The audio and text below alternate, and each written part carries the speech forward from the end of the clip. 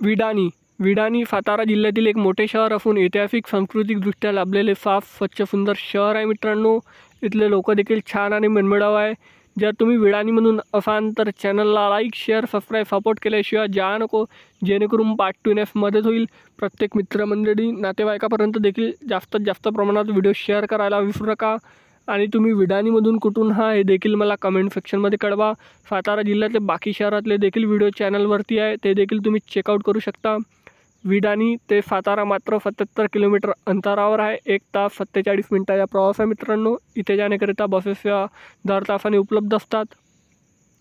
ह्या ग्रामपंचायत विडानीचे प्रवेशद्वार